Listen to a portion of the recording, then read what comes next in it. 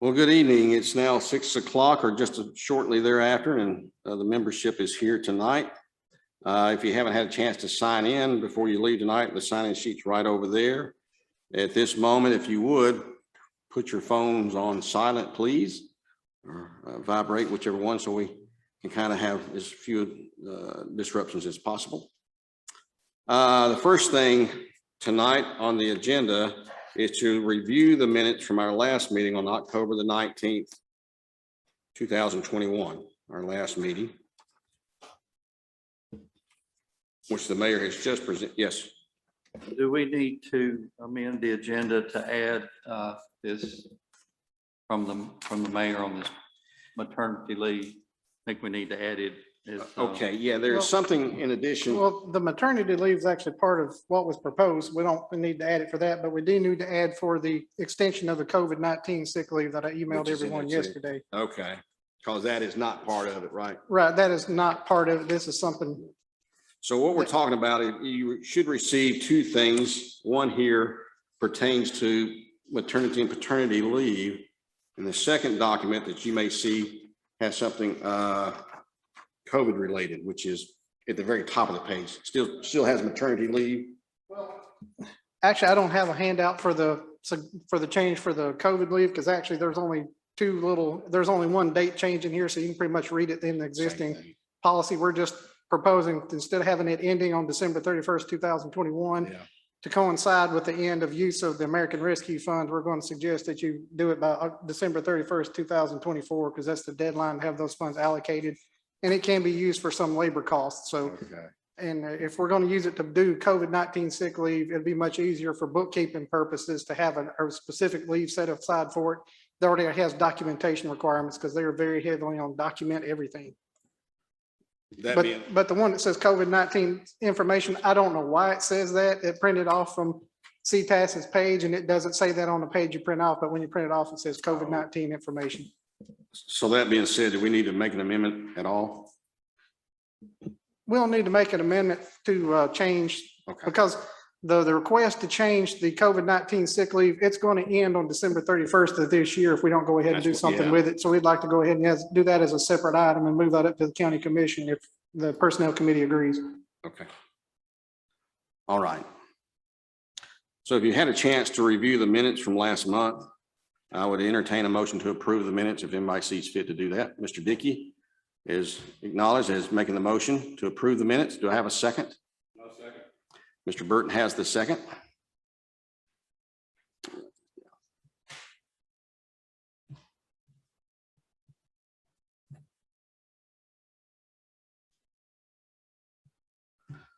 Any other discussion on this topic? If not, I'll take a vote. All in favor of the review of the minutes being passed, say aye. All opposed, like sign. The minutes are approved. Next tonight, line item number 3, it's time to elect officers to the committee. We're going to elect tonight a chair, a vice chair, and a secretary. And our vice chair and our secretaries will be vacancies that will be filled by new membership. And maybe the chair too.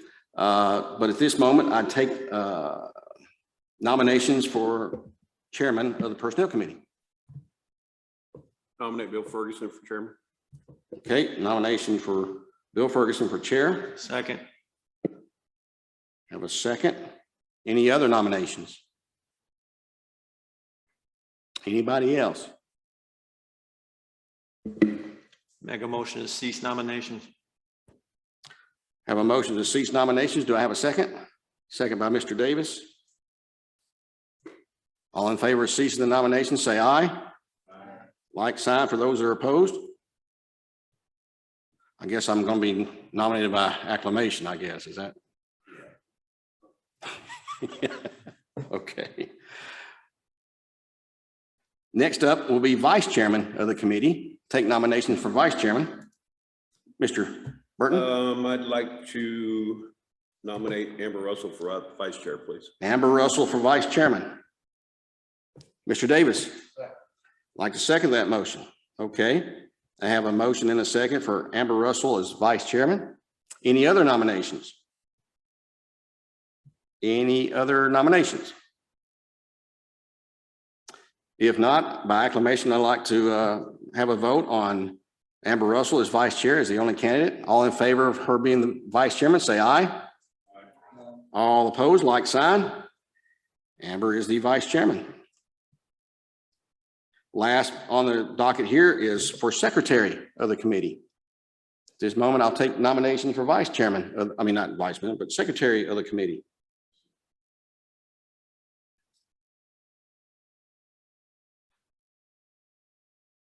Mr. Jewell, I'd nominate Vicky Howard. nomination for Vicky Howard as the secretary. I'll second that. I have a motion and a second.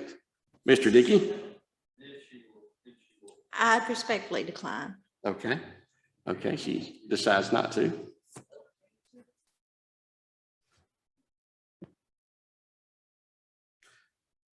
Any other nominations for secretary? Mr. Burton? I'd like to nominate Dwight Jewell. Dwight Jewell for secretary. He's got pretty good handwriting skill. I believe I'll decline. Okay, we got to come up with something here.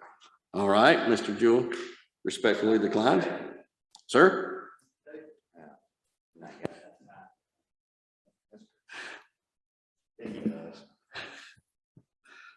All right, committee. We'll go one more time. I'd like to recommend Coy Dickey. Corey Dickey? All right, folks. It's dwindling down quick. Nomination for Gary Walsh. I'll second it.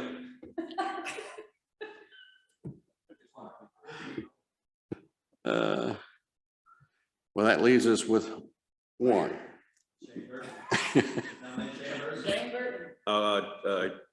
Sorry, but I decline it, folks. Well,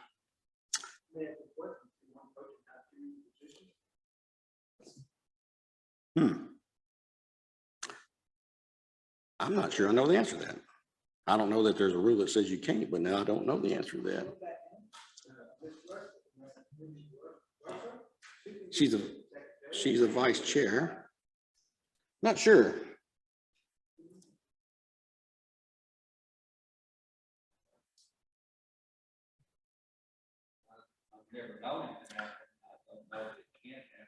I don't know that she would accept it the way things are going.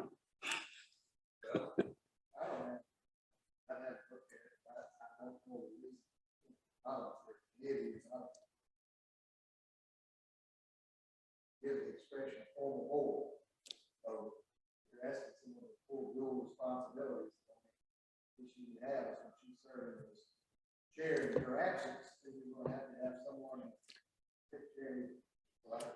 Which we've had to do that before, and yeah. That's the only issue. Okay, fair enough. So in theory, yes, that could happen unless the vice chair became chairman in the absence of the chair. So that could happen, and then you'd have to pick a secretary, which that's happened in other committees too, so. Who made the nomination for Ms. Russell? Who did that? Was that Mr. Walsh? Was that Mr. Dickey? Mr. Dickey made a nomination for Amber Russell, who'll serve a dual role until indicated otherwise. Do I have a second for that motion? Mr. Walsh has a second for Amber Russell to be secretary as well. Let's go to the vote there. All in favor of Amber Russell being secretary, say aye. Aye. All opposed, like sign. She is secretary. So tonight, item number 4, we're going to continue with our discussion in the personnel policies, proposed changes to the policies 4A, and where we left off last time we met was on page 22, I believe, as it pertains down to maternity leave. And in your document that we've been working with, there has been a need for a last minute adjustment to this area under maternity leave. And so tonight the mayor has passed this out for everybody to review at this time. And just as we have had in the past, anything that is there before has a line that we would like to replace, has a line through it. And what is beside of it in red, this underline is what is to take place. And or what was there before. So if you have a moment to look at this, being that it's new, if there's anything that someone sees as we look through this document that would be a concern or a question, please make note of that and let me know, and then we can probably go through this together with the mayor's office that has presented this to us tonight. Mr. Ferguson, so we're going back to page 21 to insert this new form into it. Let's see. Now, I may be mistaken. I had us down. It's down at 20. Mine says 22. Am I wrong on that where it says maternity leave? Is it on 21 on this one? Okay, I'm working out of two different ones. Okay. It But the probably topic, says, it probably says 22 on the handout because there were some adjustments made based on previous suggestions from the committee. So that Okay. changed the page number, but on the one that was handed out previously, it should be page 21 at the very bottom. yeah, there it is at the bottom. That's the topic of discussion though, right? Yeah. Okay, gotcha.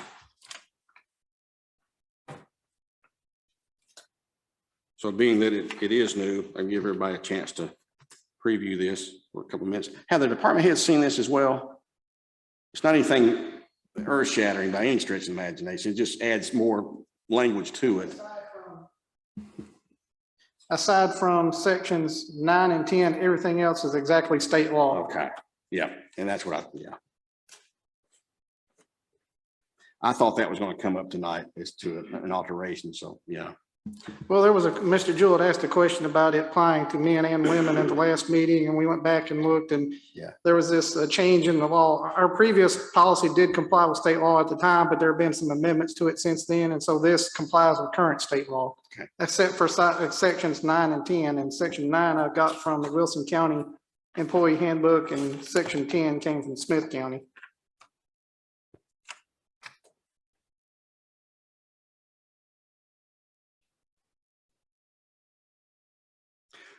So then please pay close attention to this number 9 and number 10 in the sections. They are, as Mayor had described them, from different, we're borrowing this from different counties that already have this in place.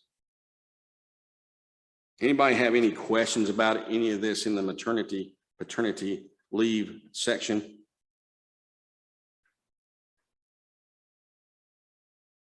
Has everybody had a chance to review it? Is anybody still working through it, or can we move forward? Mr. Jewell? It looks to me that it's mainly addressing more gender neutral terminology. Is that correct, Mayor?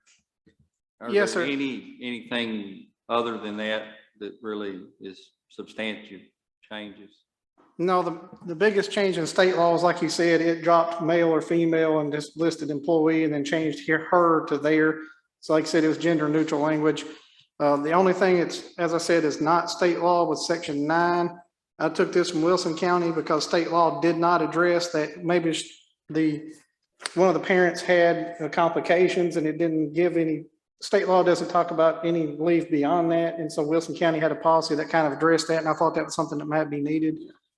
And then section 10, put language in there about it runs concurrent with family medical leave. That was not also something stated in state law. So that was just to clarify that, which is a suggestion of MTAS that you need to determine if it's going to run concurrent with FMLA. So we just made sure that was put in there as well.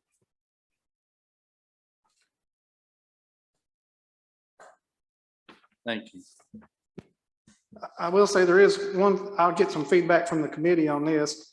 State law calls it maternity leave. There was a suggestion to make it maternity/paternity leave, but CTAS has a document you can download that calls it parental leave. So I've got these three on there. If you look at it at the very beginning, it says maternity/paternity, then it says parentheses parental leave with a question mark. So I'll leave it up to you. Do you want to leave it maternity/paternity, or would you rather just call it parental leave?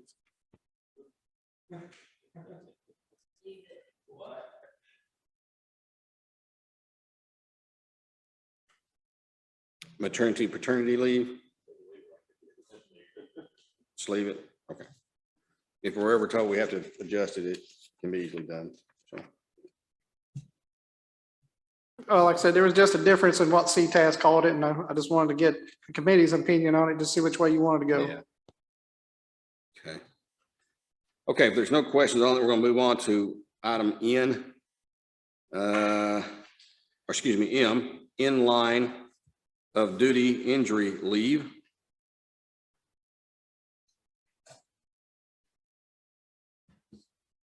The only change in this section was that if there's an employee, it says no employee will pursue other employment opportunities, either full-time or part-time for another employer while they're on the workers' compensation leave. And that was just insertion there. And that's the only change, just to clarify that while you're on that, it's not for you to go out and try to working for somebody else if you're claiming that you can't work for us.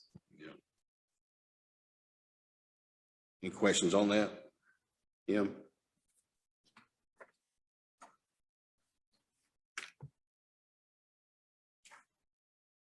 Okay, on to N, administrative leave with pay. Yeah, we already have a provision for administrative leave. This just clarifies some things. I think to say that it's only given to full-time employees, but I think was kind of how the current practice was or is. And such leave is only available for the days the employees were scheduled to work. That way, you know, you can't have somebody say they should get it that they weren't even scheduled to work that day. There is something that need to be changed here in section 2. I still got working hours. The committee had said to put that back to the working days, so that'll change back to working days instead of hours. And then the definition for what constitutes a working day for that particular employee is addressed earlier in the document. Okay. And we did put it that it be per fiscal year, so that'll change it. We suggested to change all of our leaves and everything to fiscal year versus calendar year, so this will make it comply with that change. And state that it cannot be carried forward into the next fiscal year. There's one thing that I had read in that section that I pondered about, and it says leave must be for a good cause as determined by the employer. To me, that's pretty vague. I don't know what good cause really means. Is there a list of what is good? Can you define? Well, a little that's better? also the current language, the language in our current I policy know. was good cause. And it's some of the examples that's been given in, I think, CTAS or MTAS or some other things. I said, if the employee was out of sick or vacation time and they got the flu or something like that, then they could use it. We've used it in the past. When we had the ice storms and everything back in February, we used administrative leave because that's the only provision we had in our leave policy that could cover it. So good cause is normally determined very liberally, I mean, very widely determined what that cause is, but there should be a reason given. It can't just be, I want them to have it, so I gave them administrative leave. There has to be a reason documented because the comptroller's office asked us about it. Hopefully when they'll be asked to clarify that, but I just saw it and went, okay. All right. Still on N, administrative leave with pay. Yeah, and the only other provision there is they have to have some kind of supporting documentation with employee's timesheet. Back when we had the ice storm, I printed out a letter that said, you know, we were closing due to the ice storms and all that stuff. And so that was included with everybody's timesheet that's scheduled to work and got administrative leave for those days. So just some kind of documentation basically stating what the reason was so the auditor can look at it and determine if we've complied with the policy or not. Anybody got any questions, comments? Department heads, thank you for being here. Anything you all think about any of that? Everything good? Yes, sir.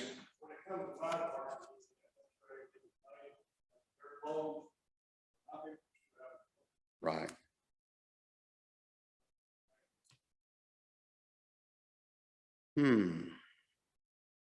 This really doesn't address your department, does it, as some type of an exemption, or I guess the ambulance service, would that not fall under that same category?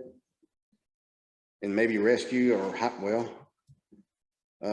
thoughts on that, Mayor? Well, the sheriff's department had a separate administrative leave policy than we did. Right. So that's what they operated under during the ice On their storm. own. But now you're thinking there might be an issue, Mr. Russell? Where would that exist? Why would that be a problem? I'm not following that.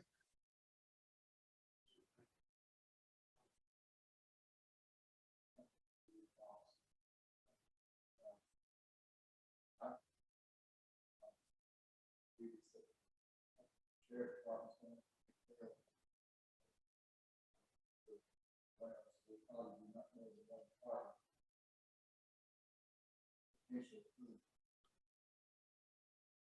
They would not be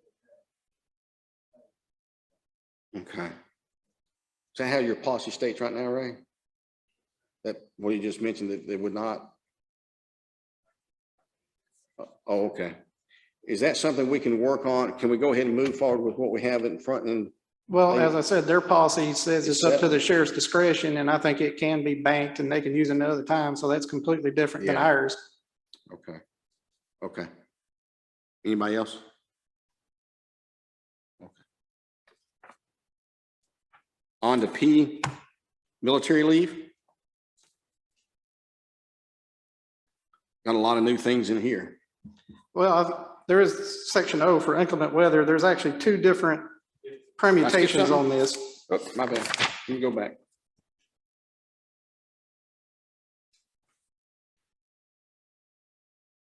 Let's see here.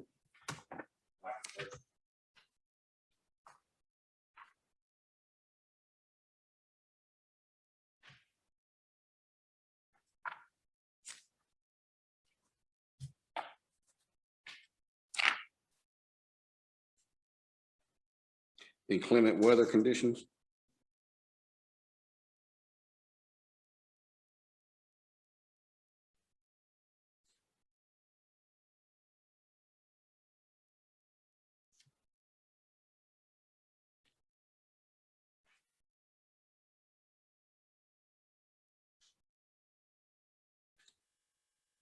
When looking at these two, do you have a preference?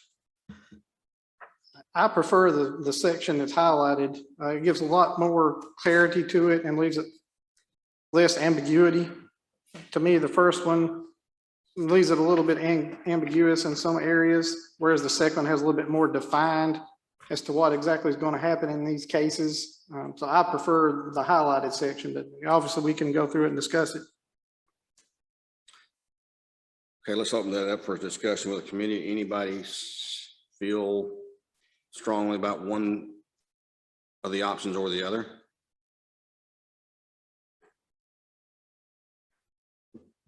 I had just said I like the first one because I thought it was cleaner, Okay, but I mean, if the more detailed is needed, the second part is definitely, it gives a lot more detail and maybe some clarity on specific things, but. And I'll give an example. One of the things that's more defined in the second one versus the first one is it talks about if they're sent home during the day, how much pay they're going to get and how that works, where it's not stated in the first one. So there's a little bit more clarity in that. Mr. Jewell? In my experience as being department head and working in the government, this has been one of those things that was always a lot of questions, and I tend to agree that I think the what ifs need to be covered, and I think the second section clarifies that, leaves little doubt as to what can or can't be done. And I would have to say I would favor that second session. I agree with the mayor on that 100%. Mr. Davis, yeah, okay. Anybody else have comments on that? Preferences?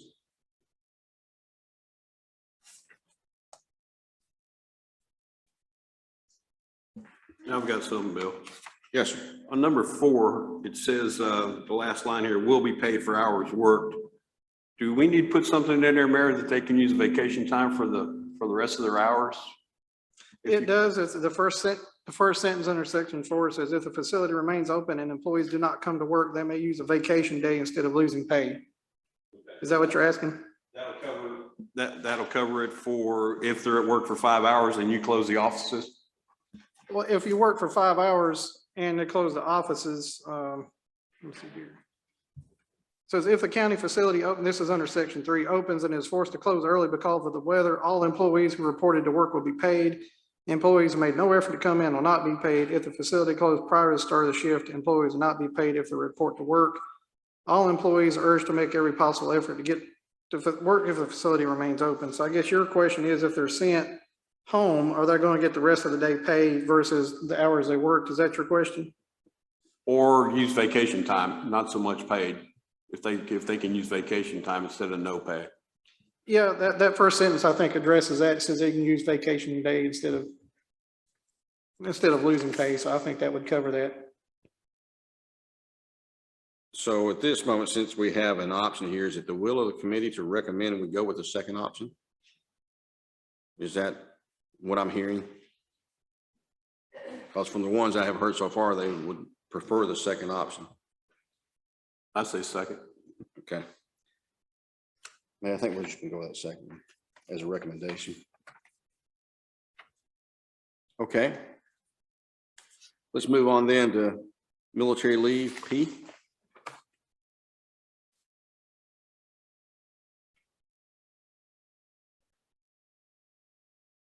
There's no change in this section. This is exactly state Yeah, law. verbatim.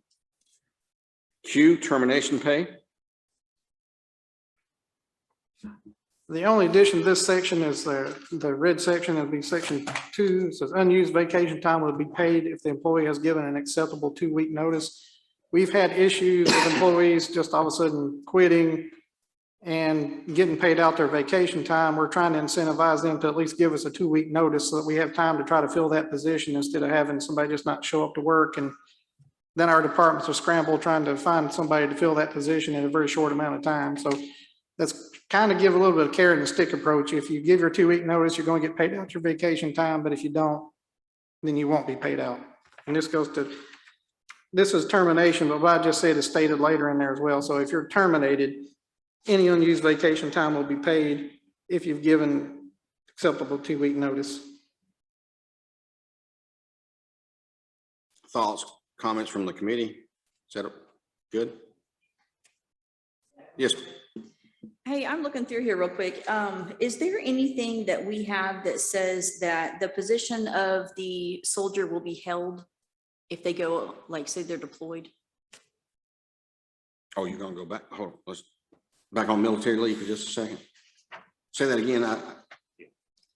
Yeah, Ask me that again. I didn't get all that.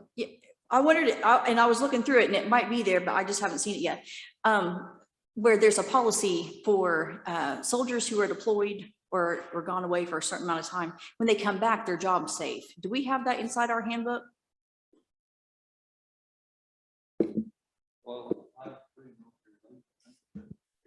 Number 4. It should be covered in items 3 and 4. Okay. Yeah.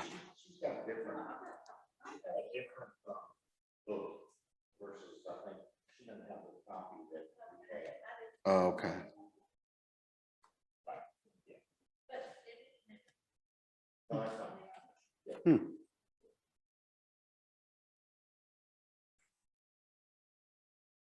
Okay, so back for just a second, back on termination pay Q. That's, I've got a question. Yes, sir. Termination. Mayor, it says that you want these people to come to work on their last 2 weeks. Would it not be okay for them to use some vacation time so we're not paying them 2 times? As of them working and then paying them for their vacation time when they leave? If somebody burns up 2 weeks of vacation time, they're gonna leave with 0. You're not gonna owe them a dime.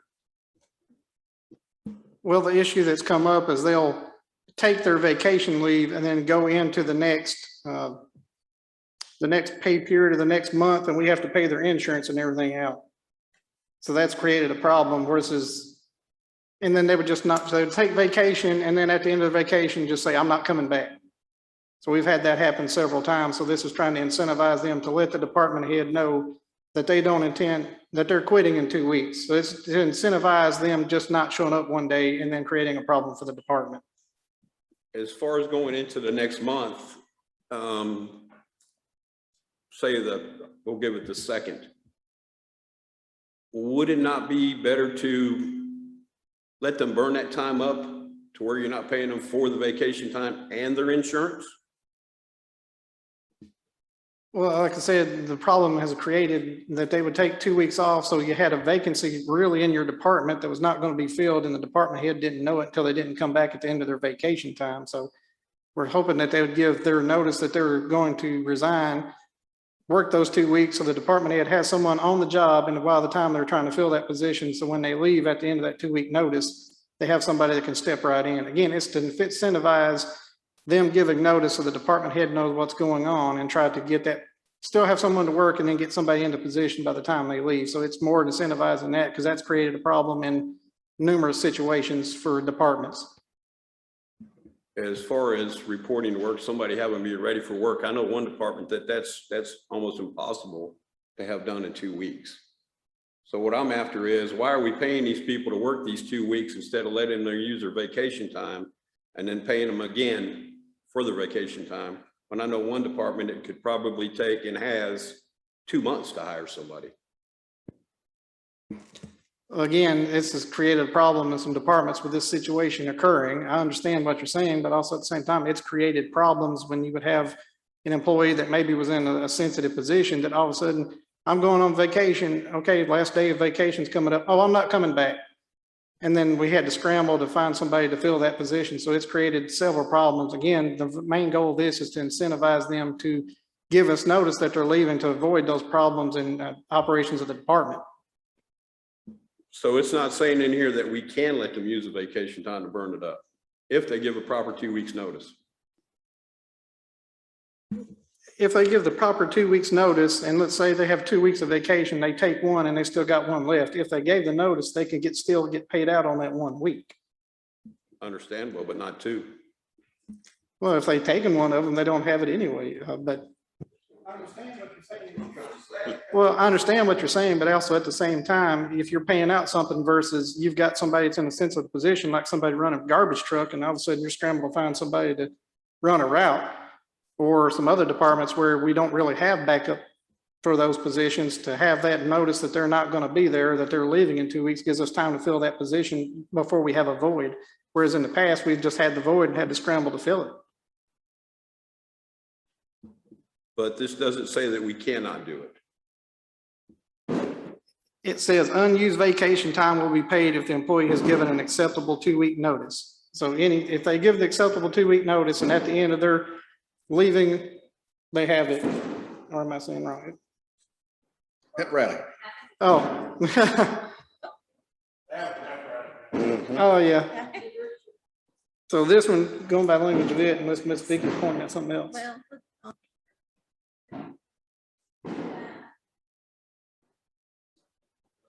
All right, you need to go back to section D. Vacation leave should be on page 15, should be a section 9.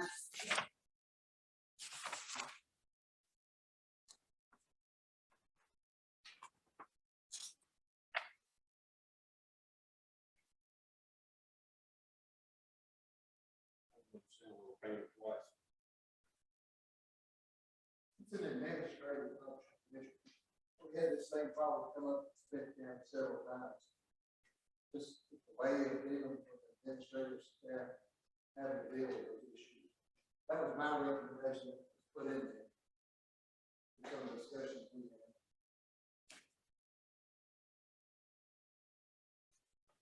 had.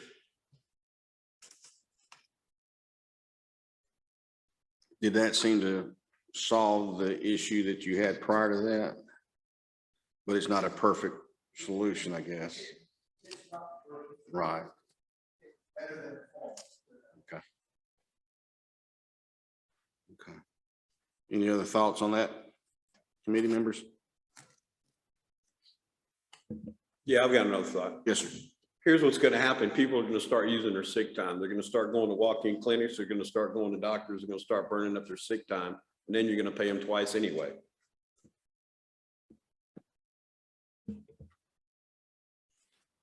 And I would argue they do that already. So it's not something unusual, but we don't pay out sick time. We pay out vacation time. Exactly. That's why they're going to burn up their sick time. Then you're going to pay them twice anyway. I'm trying to get away from paying the people twice if they can use the time. And I'm trying to get away from paying people overtime to come in and fill in a position that should have had somebody in it that we didn't know wasn't coming back. So if they're not coming back and you got to call in somebody to fill in that position, now you're paying overtime to other people. So that's time and a half. So the rate would be higher than what you're paying somebody if they would have worked the 2 weeks. So then what we need to do is do something with this employee hiring purpose to speed things up. Because like I said, sometimes it takes 2 months, sometimes it takes 3. Well, there are some departments where it's quicker, so it's gonna be depending on the position in the department, whereas right now, 2-week notice is kind of what's already in the policy. If you're wanting to change that, then you're one of the committee members. However, under the current hiring things we're under, just like the director for the animal shelter, it's been since August. I still don't have somebody. So that's, I mean, that's been an issue. I can't tell you how long it's going to take to hire somebody. Some positions have been filled pretty quickly. We had one just switch over from the water department from the register of deeds office, and it's already filled. So that one covered pretty quickly. But we've had other positions that opened up and we're still trying to fill them. It just depends on the position in the department. But at least this way, we've gotten 2 weeks of somebody coming in, doing their job. We're not having to file somebody, bring people in at the last minute to fill in to try to get the position covered. This is trying to incentivize that we don't have that problem in the operation of the department, give us some time to get that filled.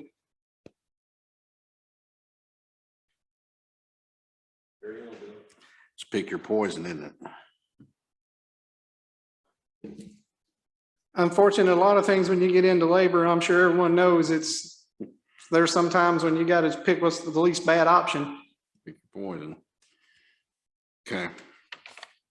Anybody else? Okay. Part-time employees are? Nothing changed there, did it? No, sir, there was no change to that. Okay. Moving on now to section 2. Yeah, And this shouldn't there take is no long at all. change to this section because it can't be changed per Can't the be charter. changed by charter, that's right. Yep. That was quick.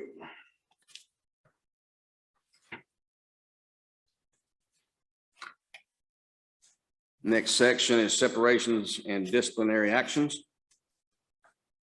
Got some changes here on types of separations. You like to go over that? Yes, sir. The first provision we put in here that's new is states that an employee is terminated for violating policy or who resigned in lieu of termination from employment due to a policy violation will not be eligible for rehire. This came up in 2 or 3 situations where there's a possibility of rehiring someone. This question came up, and so there was nothing in policy that addressed it when we wanted to put it in there. This is kind of, as you see, it says footnote 34. This came from Smith County's employee policy. So we wanted to put something in there to address that situation, whereas our current policy is silent on that. And there's no length of time on that. It's just kind of forever, isn't it? Yes, sir. That'll be, I mean, it depends on what the violation was. Some of these violations can be very, very serious. Yeah. And so you wouldn't want to rehire Yeah. that employee. So that gives us that cover there.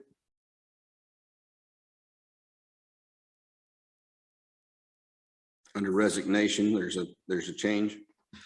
Yes, sir. This is kind of go along with the 2-week notice. We just, at the time, we were using, we did it to resign in good standing. Employees should give their department head / constitutional officer / and or supervisor at least 14 calendar days notice.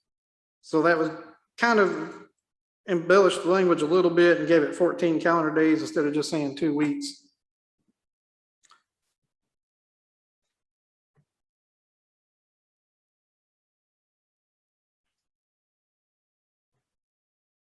I may be getting ahead of myself a little bit, but being in the private sector for many years, sometimes as a department head or as a manager,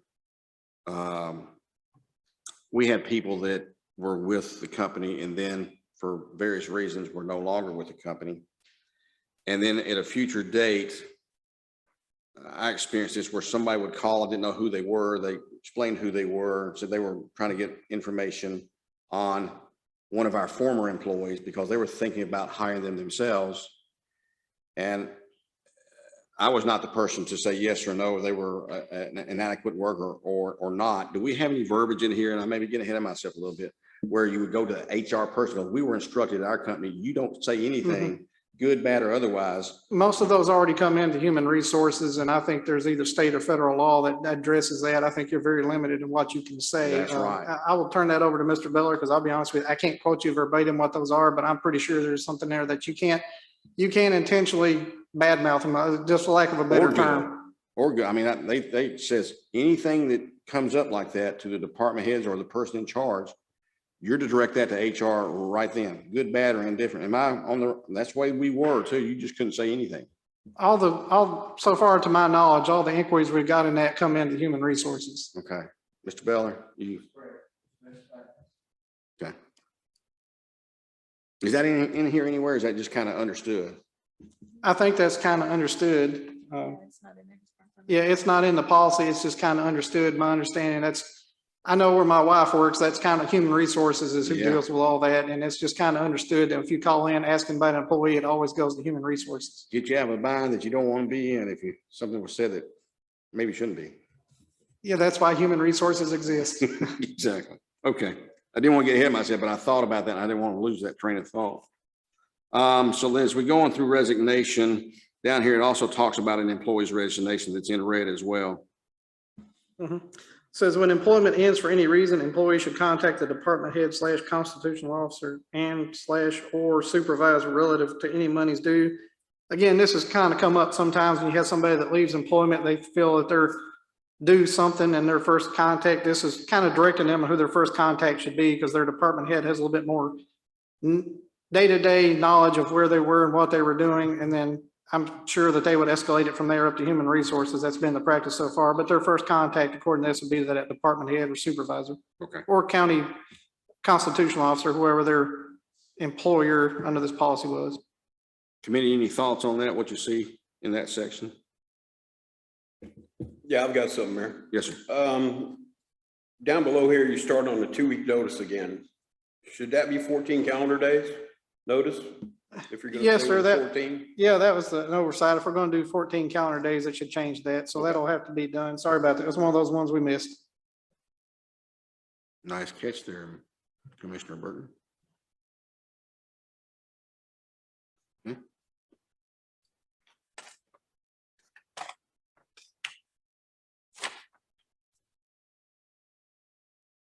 So then as we move on, then layoffs, nothing's new. Disability, nothing new there.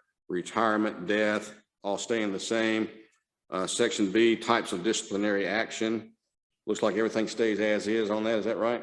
Yes, sir. We didn't change anything as far as that. It was mainly going to change for the, what happens if an employee is terminated for violent policy, and then also for what's going to happen for good, what constitutes good standing, everything else as far as what the actual discipline will be. We did not change anything in those sections.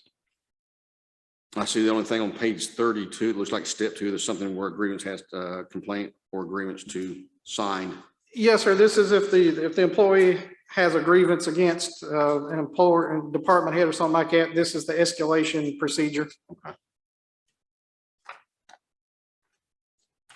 Any other comments, questions in this section before we move on? Page 34, section 7, miscellaneous personnel policies. Has a variety of topics that it's covering. Use of government time facilities, solicitation, personal telephone calls, lockers, garnishment, bulletin board, use of local vehicles and equipment,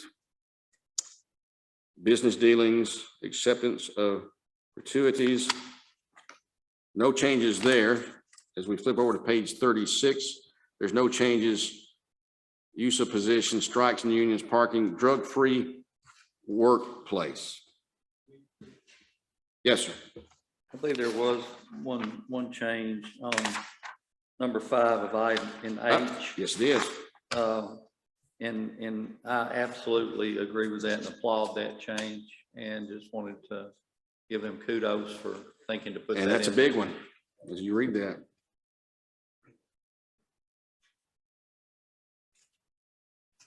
Okay. So as I flip back to page 36, drug-free workplace.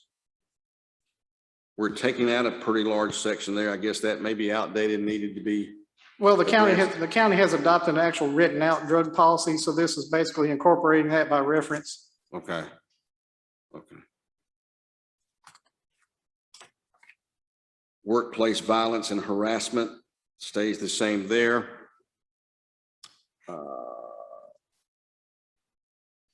Question. Yes, sir.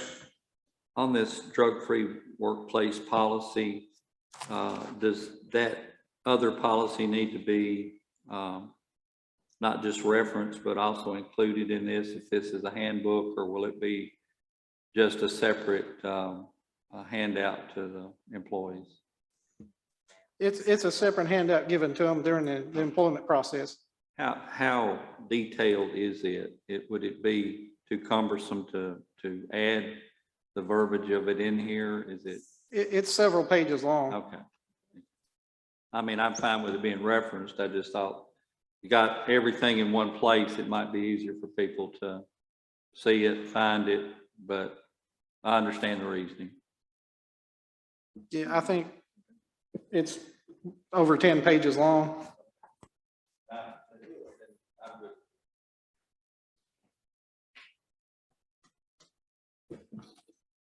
I had a question. Yes, ma'am. Hey, do we have anything that states how often we are testing employees, like for drugs? That would be then the drug-free workplace policy that we reference in here.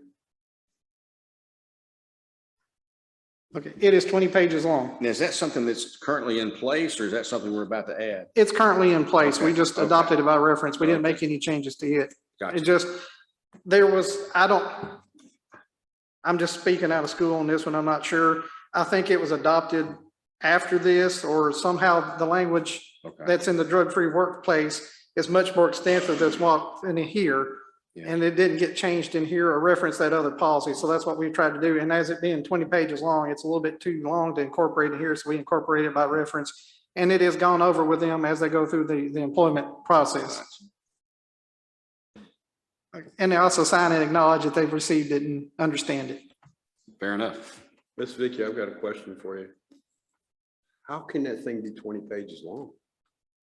I mean, if you come to work, you don't do drugs, correct? I mean, I'm curious to what's in that thing for 20 pages. Hit your mic so I can hear you.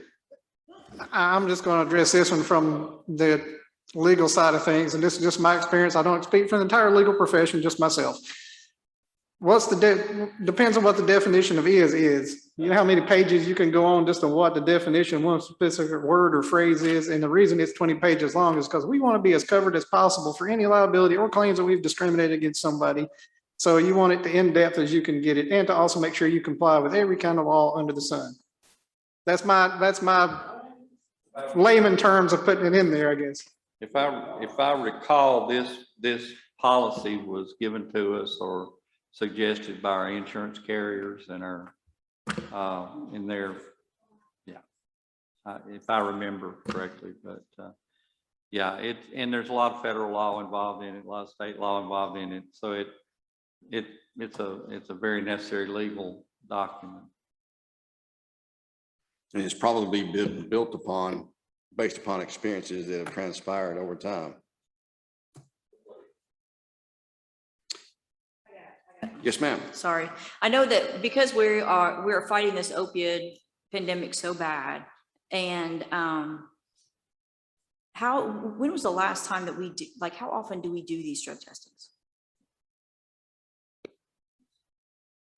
We screen everyone pre-employment, and then we do have some rotating random drug screens, so we don't tell them ahead of time. So that does happen, and like, so we screen them pre-employment as well. And also if we have reasonable suspicion, so.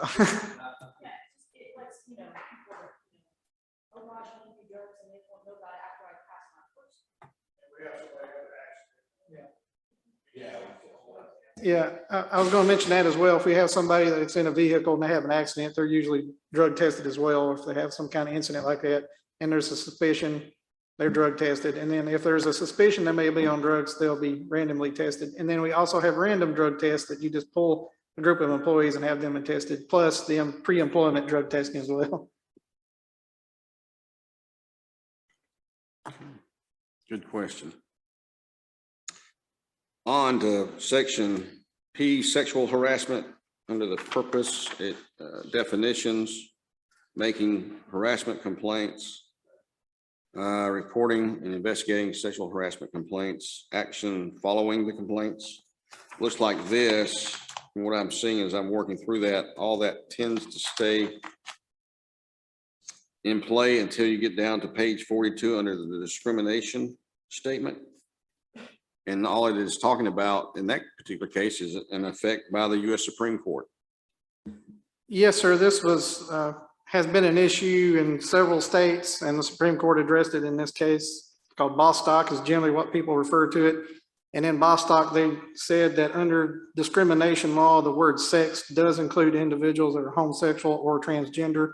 To clarify that, so that we don't have to go around and hope that everybody knows what Bostock is, we went ahead and put it in our policy.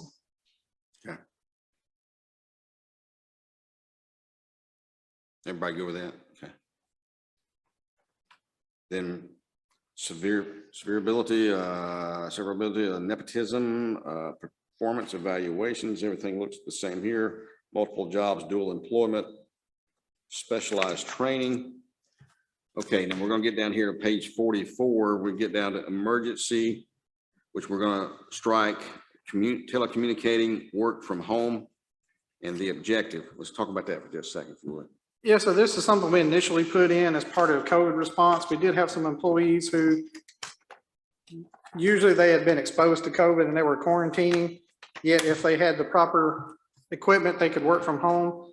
So we put that in there to cover that. This is something the county commission passed. Some of the, I guess, officials wanted to look at keeping it, but if it's going to go forward, you know, it's not really emergency anymore. If it's going to be something they can normally look at, and there was some question to define it a little bit more in depth. Whereas right now it was passed at the height of COVID, just trying to get something in there so that we could possibly not lose the services of some county employees. And I'll give you an example. Ms. Thomas twice had to work from home due to exposure to COVID, and we did not lose her services because she was still able to work from home and communicate with us through her laptop. So otherwise we would have been 20+ days without her. Yeah. And that would have been very, very hard to overcome. So that was the reason for it initially. And the only thing we changed from what was existing says that employees who participate in a telecommuting arrangement are considered to be in an official duty status during the employee's designated work schedule. Work from home employees are prohibited from providing dependent or adult care while working from home. Failure to adhere to applicable state and federal laws and state and agency rules and policies may result in discipline up to and including dismissal. And most of that language right there came from the Tennessee Department of Human Resources and their telecommuting policy. Actually, I think most of what you're going to read in this section as far as change, almost entirely all of it comes from the Tennessee Department of Human Resources telecommuting policy.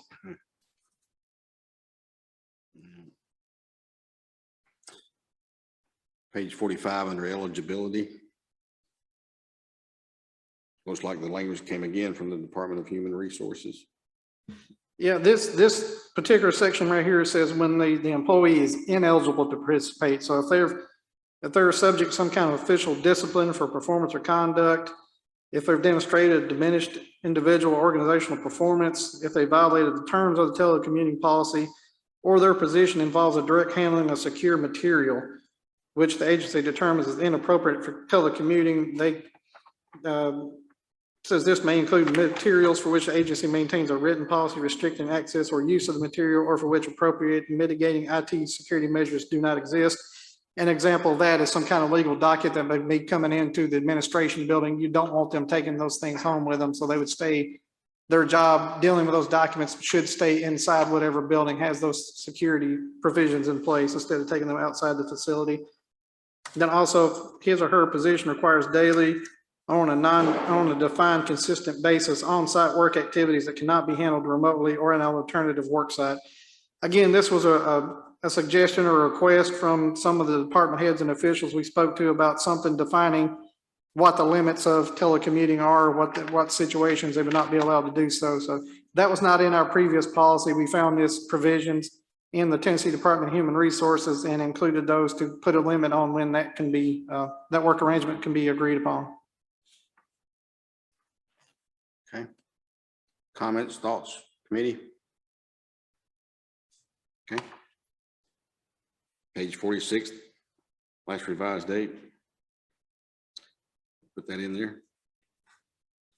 Later date. Okay, that brings us to the conclusion. Yeah, and I'll also say that when you see in the back, this in here, Appendix A, Yes. that's where the wage scale and everything that go in once that's finally passed by the county commission. We determined that if it's something that's going to be changed, it's easier to just include it as an appendix instead in the body of the document itself. Okay. Now, at this time, and of course, we have had an evening with the team that presented the wage study. And so this committee had its opportunity and will again to question the group, because this is going to move from, in terms of the wage study, over to budget and finance. It'll be some of the same people, I suppose, maybe on that one as well. And then from the Budget and Finance Committee, it'll move forward with a recommendation to the full body or not, but that's where it's headed next. Yes, sir. Mr. Chair, I'm sorry to interrupt, but there was a decision that needs to be made on the vacation leave. Okay. Yeah, there was this section on here I got page 14. I'm sure I don't know what 14? you, page 14 in your document as well. It's the highlighted. This is a change from our current practice, which is everybody gets 2 weeks unless they're over 10 years of employment, then they get 3 weeks and they don't roll over or anything like that. Our compensation study said that put us behind some other local governments. And so we adopted this. I think it comes from Wilson County. Yeah, Wilson County, and it has a difference about how it's calculated. At the last meeting, it was asked how we're going to do the switch over. And we talked amongst ourselves and talked to Mr. Beller. I think there's 2 ways you can look at it. And Mr. Beller, you want me to cover? Do you want to discuss? Mr. Beller suggested that, and I'm going to give just examples here. Say if you wanted to start this new policy on July 1st, which we're wanting to change it over so it runs with a fiscal year, and then they start earning it on this monthly basis based on time, length of employment. But you started the year with them already getting either the 2 or 3 weeks automatically. Once you hit July, you allow those to roll over and essentially create 2 buckets in your vacation. And if they take vacation after July, they use up the pre-existing one. And then once they use that up, then they go to the earned basis. First, yeah. Or another way you could do it is just say, once they hit July 1st, whatever they haven't used of those 2 weeks automatically rolls over to whatever their hours is going to be. And if it's 240 hours, if they're less than 5, whatever the maximum is, it would roll over and automatically count on those. And then if they use it, either way, it's all one bucket. Yes, sir, Mr. Dickey. Suppose if someone save up, I've saved 36 days, and when that 36 days is accumulated, and what I'm getting a point is after that 36 days, now you've got 38 days. Would you be losing that two days? 2 days, or you'd be forced to take those 2 days each month? Well, you can't accumulate more than 30 days. So the incentive is for you to use it. But right now I can tell you, we have employees who get 2 weeks or 3 weeks of vacation on January 1st. And at the end of the year, they lose vacation days because they didn't take it. We're trying to incentivize them to take vacation, and the change for the number that they can carry over and do that is, as I said, on the compensation policy, the compensation study said this was an area that we kind of lagged behind other local governments. And this came directly from Wilson County's personnel policy, employee handbook. But we do want to incentivize people to take vacation leave. It helps them be better employees. They don't get burned out as much. They have better work performance. And so we're trying to incentivize them to do it, but also let them carry more forward to make us more competitive in our area as far as vacation leave. One of the thoughts I had was the departments that don't have a couple of employees. I'm looking back at some of the department heads right now. They're like, because it puts such a burden on them because of the fact they don't have the Wilson County staffs. They may have just one person in their office. So is that just something we have to live with, or is there any accommodations for them that we thought of?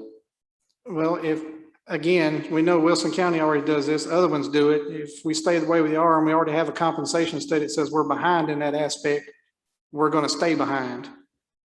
You might want to look at, make it up in other areas. I know it's a burden, trust me, I know, I've got staff too that I can't afford to lose, but at the same time, if they're looking around, and I've talked to several people here lately, and in today's job market, surprisingly, some people look at benefits before they look at the pay. And again, I'm gonna put this out there. I talked to somebody on the phone earlier today, and looking at today's generation, even my generation, Generation X, we have kind of a saying that I heard way back in the 90s. I want to work to live. I don't want to live to work. And you're looking at right now, some companies are doing 4-day work weeks, and I think you're going to see a push to do that. I think there's already a member of Congress wanting to introduce legislation to say 32 hours is full-time employment. We are in the midst of a great change as far as labor market goes, and it's just adapt or die. And this is just a step to try to adapt. And it's going to be nothing but changes probably every year. It's going to be a great change.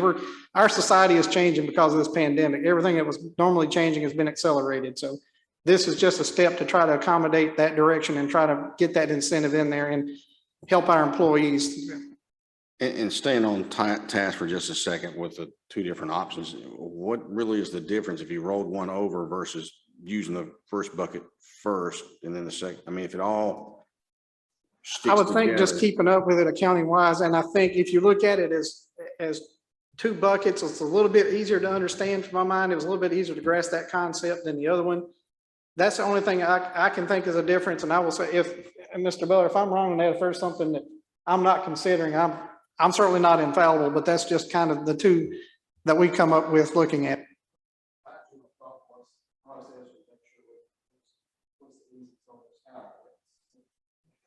Make sure that they can keep up with it. That's the point. It's easier that way. It separates them and you still identify them as, Got it clearly delineated, Yeah. Old policy, new policy, old plan. Yeah. Yeah. Old budget, same thing.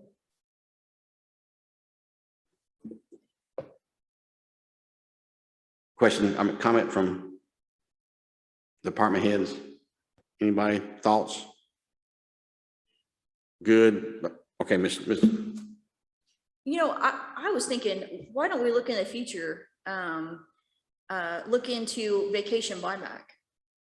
Because that's something that when Vanderbilt bought my hospital, that was something that we lost.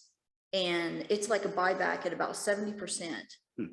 And we all loved it. They did it close to, you know, times a year where people, you know, kind of fall behind on money, and it's just beneficial for both sides. So just a thought for in the future. I'm sorry, I couldn't hear it. Did you say vacation buyback? Is that what you said? Or, okay, so like the employee can say, I've got 5 days I don't want to use, and basically cash them in. You can cash them in as long as you still keep a certain amount of time in your like bank of time. Then anything over that, you can sell back to the company. Sheriff. I have a problem a lot of year out of my employees and other vacation. Hard.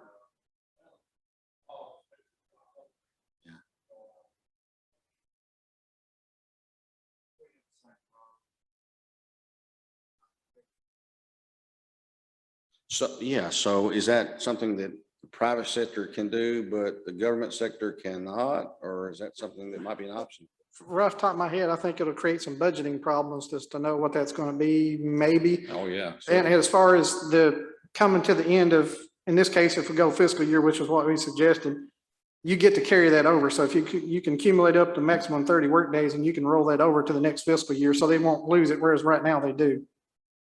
And I think you can, yeah, a maximum of 30 work days, which is 240 hours that they can carry over.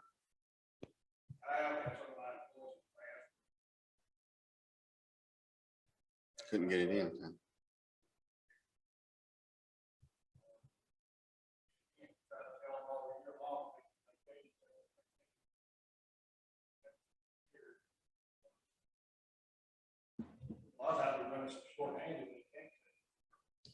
Right. Mr. Davis. It's a great subject, I think, to talk through, but when you get to the end of the year, if you have too much carryover, there's no way to cover what's gonna happen in the next year, right? If they can carry over that much time, it might be better to think about, hey, look, you can only carry over so much. You could sell back so much. You know, you could sell back 5 days, you can carry over 7, whatever, or hours, however you look at it. Come up with something maybe that's a little bit good for both ways. We've done that before. Of a blend. Yeah. Well, as it's proposed in here, it's got 4 levels of employees. If they're 5 years or less of service, they can't carry any more than 30 work days, which is 240 hours. So no matter, they can't earn any more than that. They can't go above that. And then 5 to 10 years, it's 36 work days, 10 to 15, it's 39, and then 15 years or more of service, it's 42. So there is a limit to what they can actually carry over.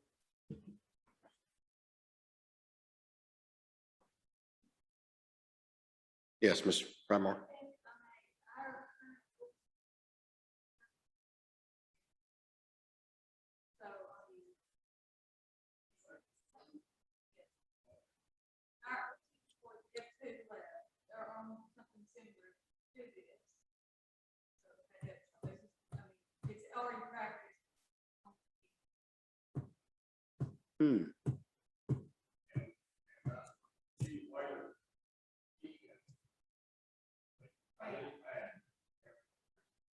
Well, you can do it for 2, and you can sit out a year. You can request a, vacation, payout from the county. And then do that for 2 years. And sit out a year. Okay. Because you get up to so many, like 336, you pack out, you lose 5 year, or however how much you're gaining, 16 hours, 15 hours. Pack up, you pay your leave. What you should have done is cash out, so we, keep them from getting the 330. But that, you have to only allow so much if it can hurt. Yeah. But that is a way to. Sound- They can. Sounds like it might be a formula we could come up with that would work as a blend to not budgetarily hurt you. I'm sorry, Renee, to cut you off. Just, if you look in section V2, it should be page 26, I'm sorry, page 26 in your document there, under vacation leave, C, that's where it goes into what she was talking about. And it does have the accrual, the maximum accrual days, and it's looking through it very quickly. It's exactly what is proposed in this section for the other employees. And let's see here.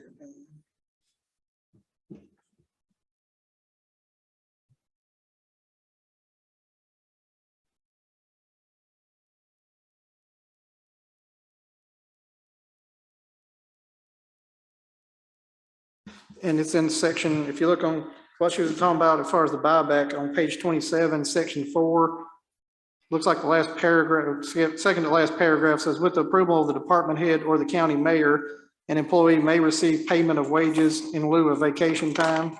This can occur on no more than 2 consecutive years. So that's what Ms. Pridemore There it was is. discussing. Okay. So that actually already is in place, correct? Yes, sir. It's in place for the former town of Hartsville employees that carried Oh, over. okay. Yeah. Only at the moment. Yes, sir, only, and I believe there's only 2 still remaining in the county government.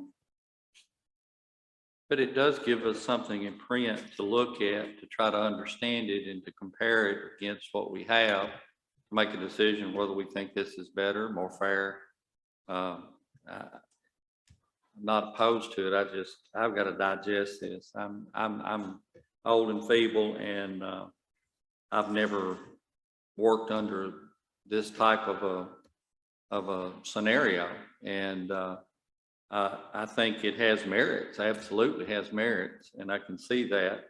And I can see where it would create, help eliminate some problems we've had and some of the problems we're talking about having, trying to get people, to take their vacation time. So I'd like for us to at least take a look at possibly adopting it and applying it across the board, but I don't think I'm ready to do that tonight. Right, right. But I think that's the next topic to really take a serious look at and crunch numbers and kind of see how it's going to affect us. And, but I agree. I think it has strong merit, and it also would help out the departments to make some adjustments where people don't lose things. And since we do have 2 employees that are currently using this system and the institutional knowledge is not completely lost, you don't have to do with hypotheticals of how it's going to work. You know how it actually works in practice here on the local level. So Yeah. I think that's a benefit as well.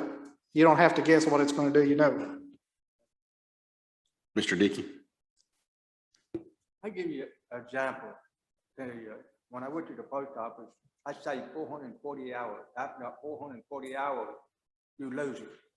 So if I have 440 hours today and it rolls over tomorrow, the next month, I gotta take those 2, whatever, I mean, how many days I'm earning, I gotta take it for that month to those 1 day or 2 days of leave. Hmm.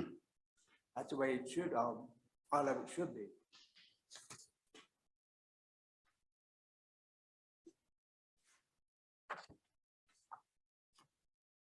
So as we have come to where we are now, and we have had multiple meetings, and we have made some decisions along the way, made some tonight, but I think it's time for a second to review and go back to the very beginning and see if there's anything that any of the committee members hopefully took notes as we went through this to say, hey,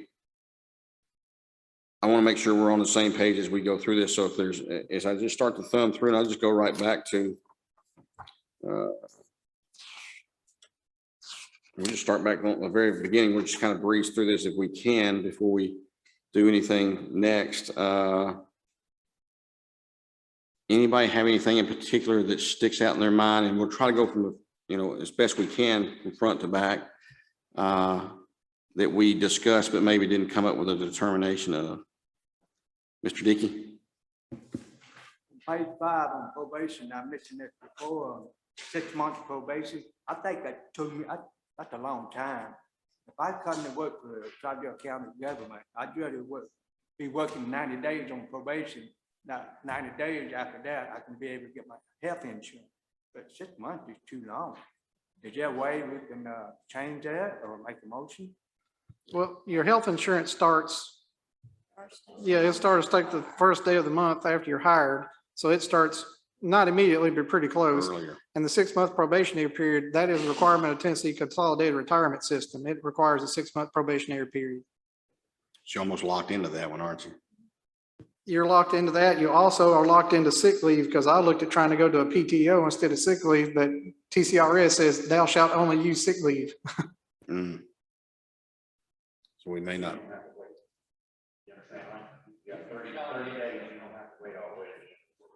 Yeah. Okay.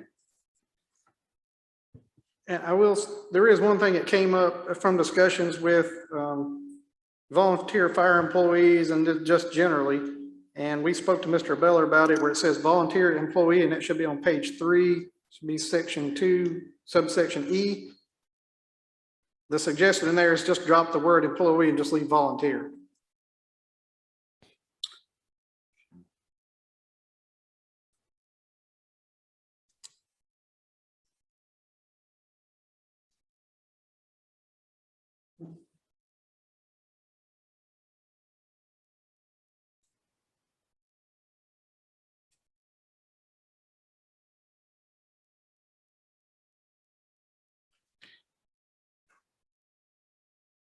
Other thoughts?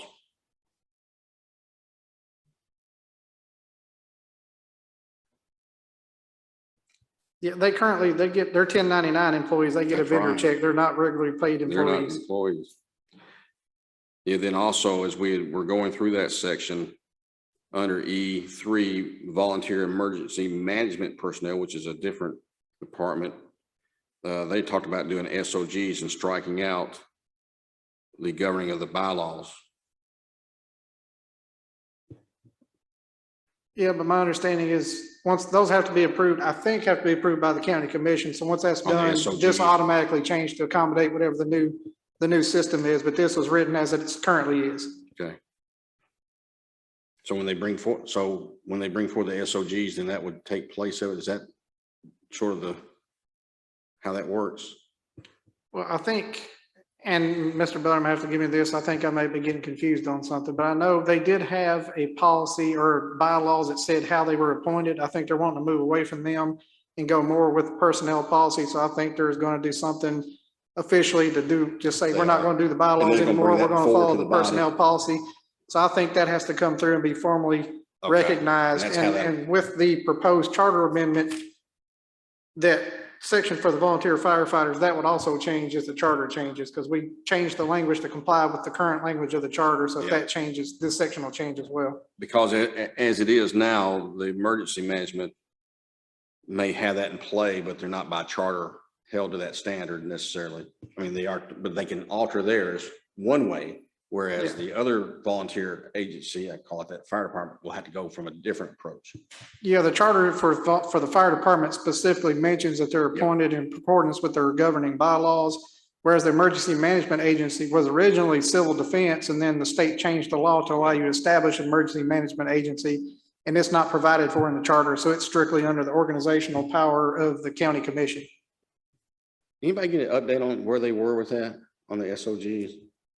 They said anything to you? I asked them about that 2 weeks ago. They were currently working on it. They had one of their employees who had to be out for an extended period of time, and it was pretty much they were working with him to get that done. So that set them behind a little bit.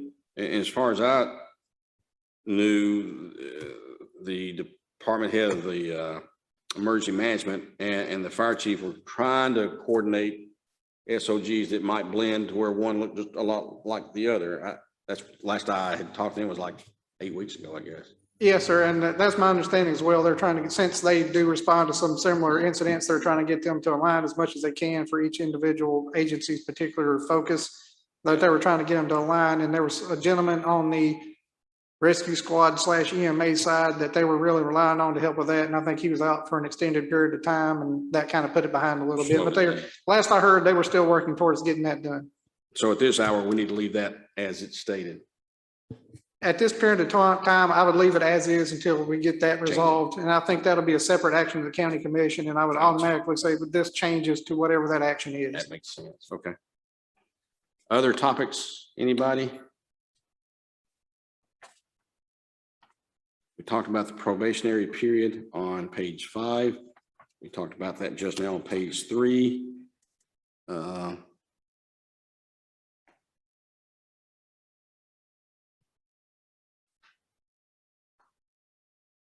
The salary increases based upon performance and responsibilities, not seniority. I'm looking at page 6.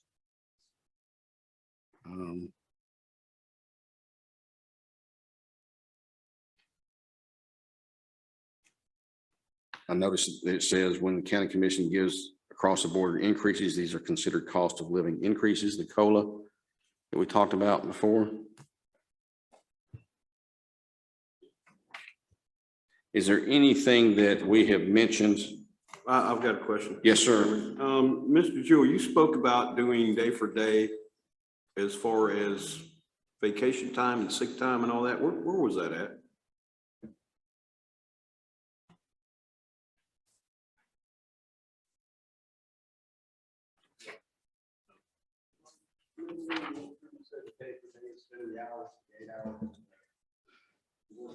Yeah, Yeah, the it's on- suggestion there was to go back to call it working days, because there's a definition in here of what position, you know, some positions are 8 hours, some are 10, some 12, some 24.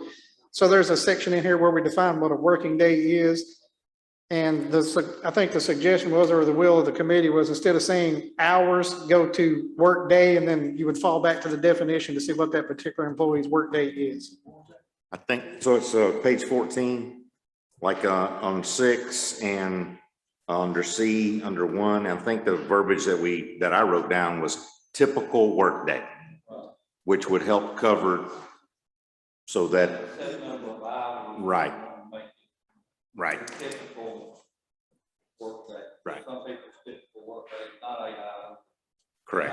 12 hours, or 6 hours. That was for the emergency, ambulance Yes, shares and everything. If you look on page 7, section B, subsection 2, that gives you what the typical workday is. That's the definition for the different jobs and hours. There it is. And so if you define it a typical workday there, you would fall back on this definition section to know what a typical workday is for that particular position. Yep.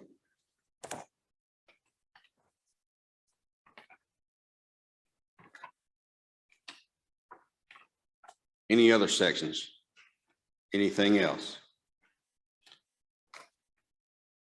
So now that we have come to where we are, and we've had our time to discuss or to study the wage study, which is going to be under Appendix A. At this moment, now we have made some decisions as a body that it's now time to decide, how do you want to move this forward? And where do you want to go with this? As we have talked about before, and I'll mention it again now, when it comes to the wage study and to the COLA and to the step increases, that at least I had recommended, I think there's others that feel the same way, that this move forward to the discussion table of the budget and finance. But as it stands right now, this entire document, we're going to have to address, and that's part of it. So how do we want to word this? If all are on board to approve of everything we've gone over, which I'm going to assume for just a second, we all are, then the question becomes, how do we move this forward? Yes, sir. Mr. Mayor, on page 16, sick leave earned at the rate of 8 hours per month. Are we going back to a work day on that too? My remembrance of that was the will of the committee. I mean, if I'm wrong, but I think that was kind of what the will of the committee was, that it go back to the typical workday definition. Was it a day? Okay.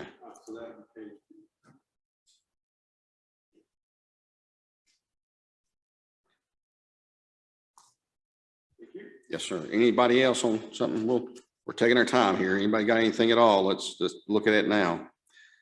Department heads in the back, I'm going to ask you all that are here, is there anything that you have note of that you may have seen prior meetings tonight that is of concern that we need to talk about now?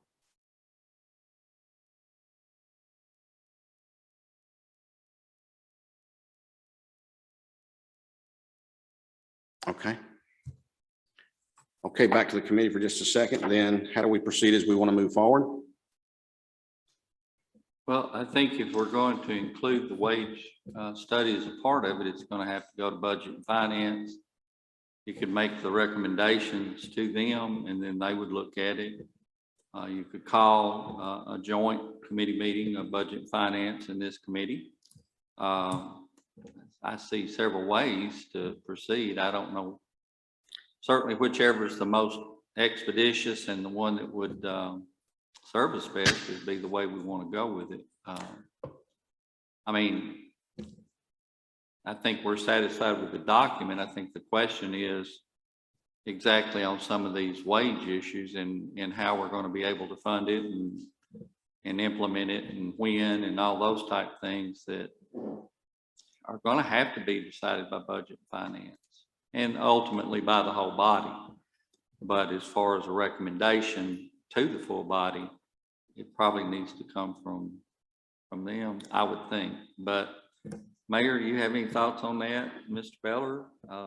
Well, just the merit pay and everything, I'll go back to the minutes of the last meeting. It says, following more discussion, Commissioner Shane Burton made a motion for the merit/step pay scale and the COLA increases to move to budget and finance as discussed. It was seconded by Mary Ann Baker, and that motion carried. So that's already been sent to budget and finance for that purpose.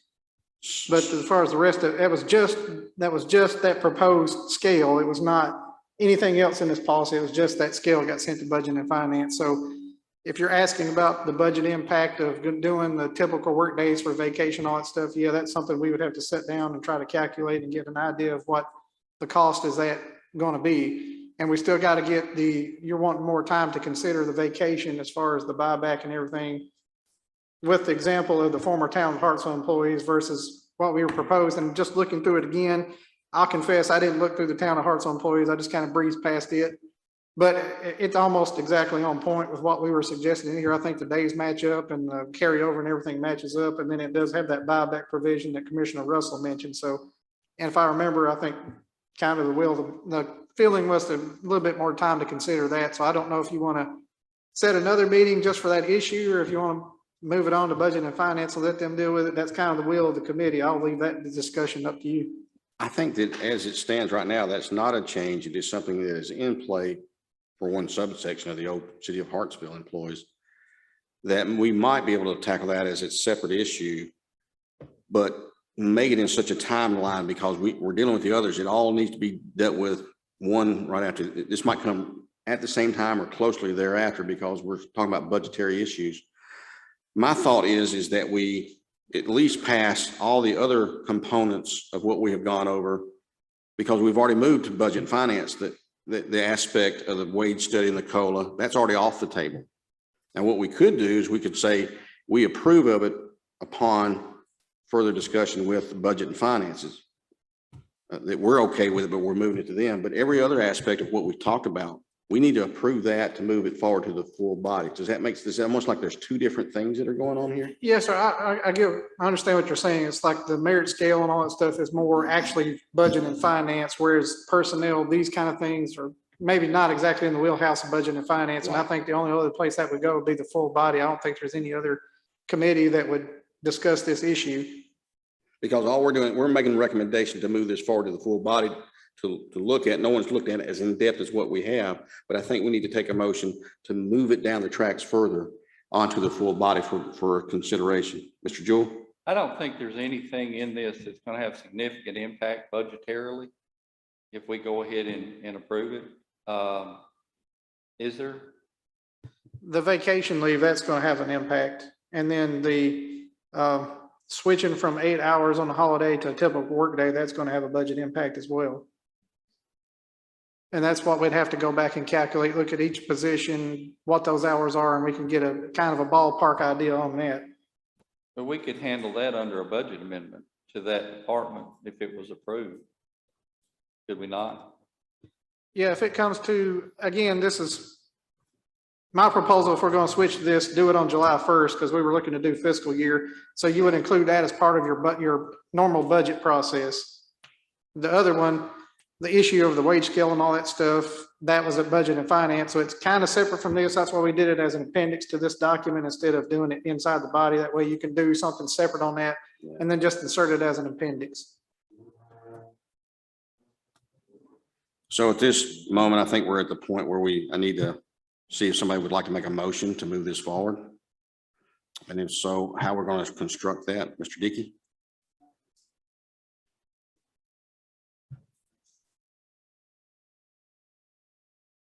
Okay, now, as we talk about moving it forward, are we excluding any parts where it's moving to budget and finances? You make that motion? Mr. Burton? This has to go to budget and finance because of the hours. It does. Vacation stuff. So would the motion exclude those elements? And let No, that sir. go to budget? How we want to do that? Anybody got an idea, think- thought about that? Mayor, I think we ought to wait and send it all in one packet because otherwise it's going to get really You think you get fuzzy? fuzzy. Yeah. That's what I I'm would, looking I for. would suggest that the only part that could have been and should have been cut out or was kind of somewhat separate was the wage scale. Because that's just an appendix to this. It doesn't alter anything inside the document itself. That's just an appendix to it. But the rest of it, personally, if it's going to be sent forward, I'd like to be sent all in one thing instead of broken up and sent in pieces. Okay. I'd like to make a motion that you send this to budget and finance minus the wage scale. Yeah, I do. I have a motion on the floor. Is that what your intentions are? What Mr. Burton had said? Is it okay with you? Because you have the motion. He is correct. I'll second Mr. Dickey's motion. Okay. We have a motion to move that onto the full body, excluding the parts of Mr. Burton. Excluding parts of the wage study. Would that include vacation time too? Yeah, it needs to all go in there.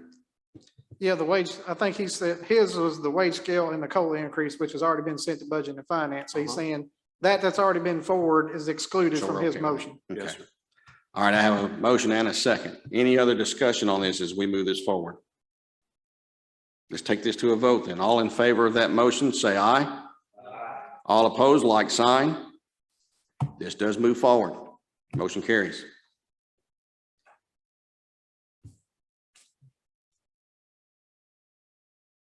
Now on to discussion other. Any other discussions tonight? Department heads? Thank you for coming out all these times. It's just like before, so this time the format's been a little different, but we appreciate you all coming out as well. Any other topics that we need to discuss this month? Mr. Chairman, Yes, I sir. don't believe we had a discussion and a vote on changing the date for the COVID leave from December 31st, 2021 to 2024. We need to do that now. Yes, sir. And again, I can't remember the exact page number. Let me look through it and I'll get it to you.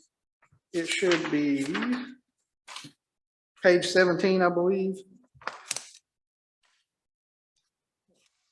17. Yes, sir. And it's under section F. The only change is if you look into subsection 1 here where it has December 31st, 2021, See it. you're just changing 2021 to 2024. But we need to do that second document. We probably need to address that this month in court. Yes, sir. It needs to go to the county commission this month because you're not going to have a county commission meeting for the end of the year. And if we don't amend the policy, we're going to be in trouble with the comptroller's office if we try to pay that out. And there is one other section.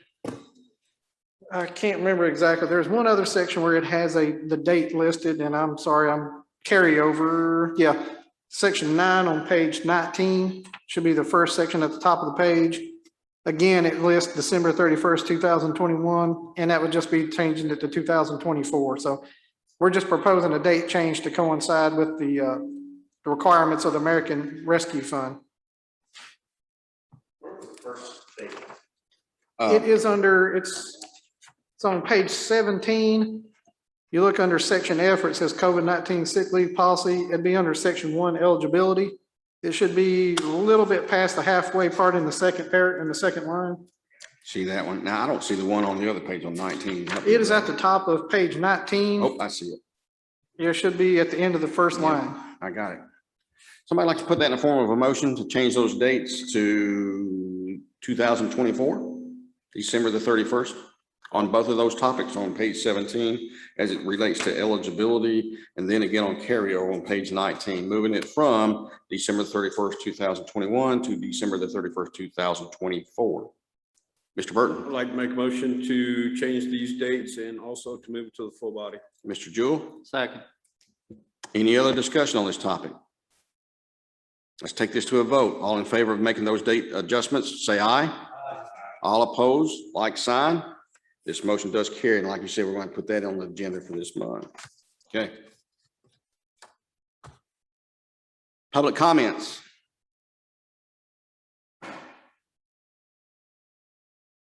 Public comments.